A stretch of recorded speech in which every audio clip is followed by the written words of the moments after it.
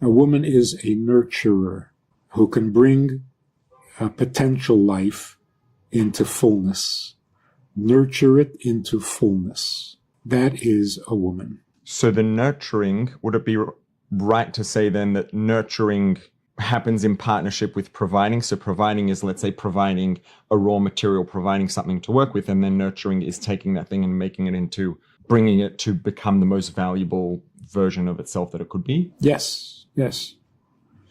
And that's why we think of nurturing as passive, because you don't really have to do anything to nurture.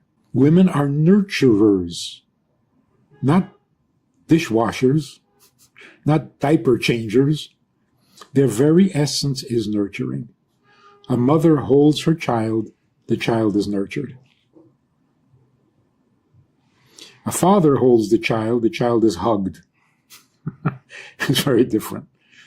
So nurturing is a state of being. You come home to a real home, you are nurtured, even if no one does anything for you.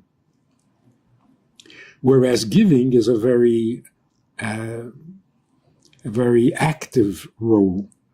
You got to do something. You got to be active. You got to be aggressive in giving.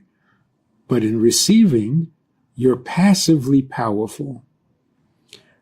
The Rebbe once said, being receptive is not inactive. It's like a vacuum. It's irresistible. So going back to the idea that we're looking at, let's say, the role of, or I mean, the way you put it is not so much that it's just a role, but it is the essence of what male and female are. Would it perhaps be fair to say, instead of a male being provider and the female being the receiver or the recipient, as male being the provider and the female being the nurturer? Yeah, same thing. Yeah. Receptive means nurturing. If you listen to someone, you just hear actively, you're nurturing. Everybody needs desperately to be heard. And to hear is passive. It's receptive.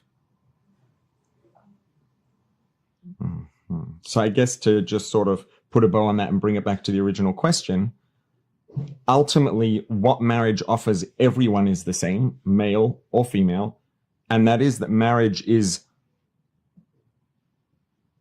the circumstance in which someone returns to or reaches what is ultimately their most existentially complete state of being. Which is a return. Otherwise, it wouldn't be possible. God creates the first human being, male and female, and then separates them. Why not create them separate and tell them to get married and become one?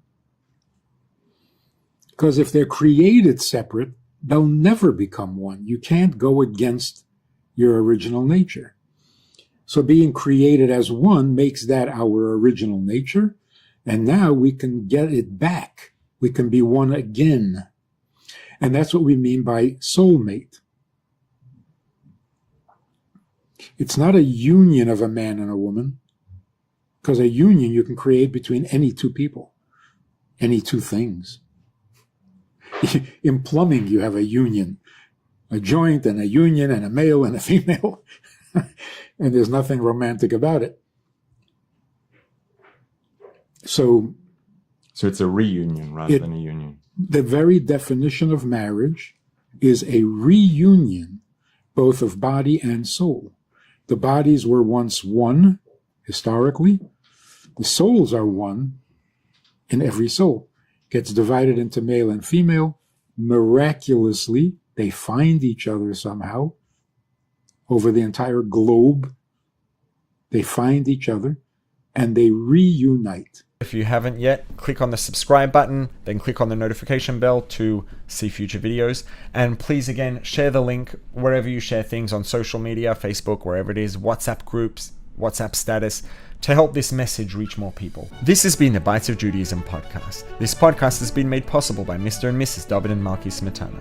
If you found it valuable, please leave a 5-star rating and a review. It really does help it reach more people. And tell your friends about it.